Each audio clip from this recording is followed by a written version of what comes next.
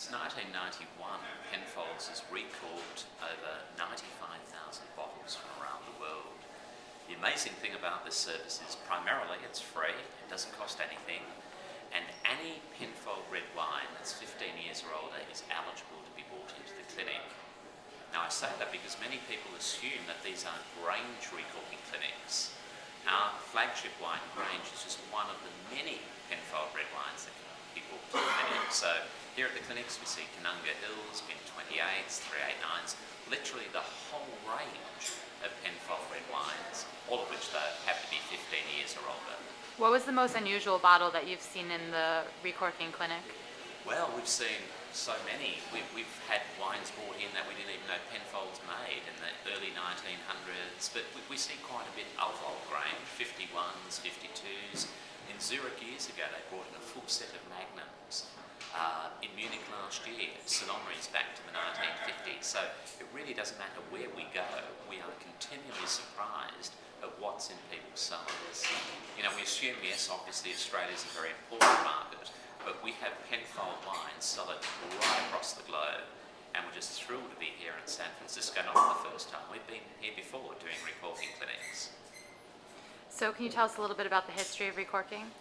Yeah, well, recorking as we do it isn't just simply putting a new cork in an old bottle of wine. We do these clinics in conjunction with Christie's.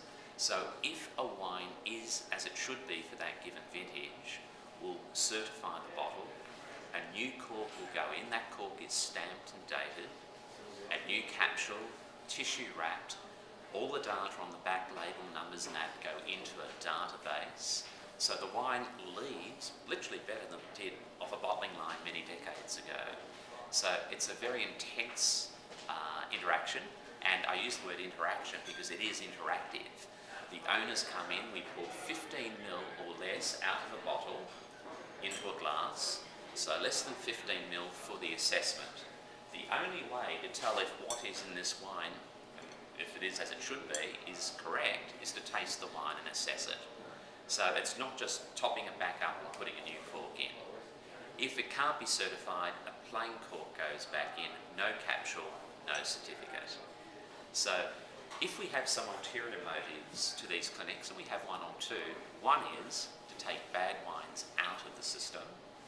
And I guess the second one is, of course, to educate the people who come here to the clinics.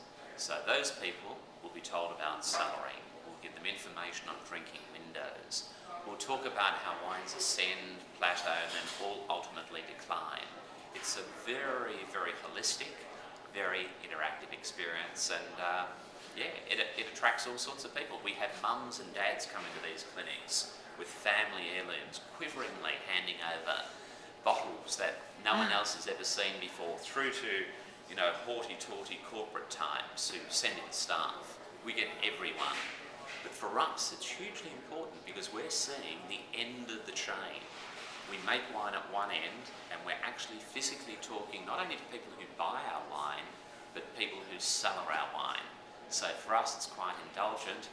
We do it around the world. We've been doing it for 18 years, and these things are just getting bigger and bigger.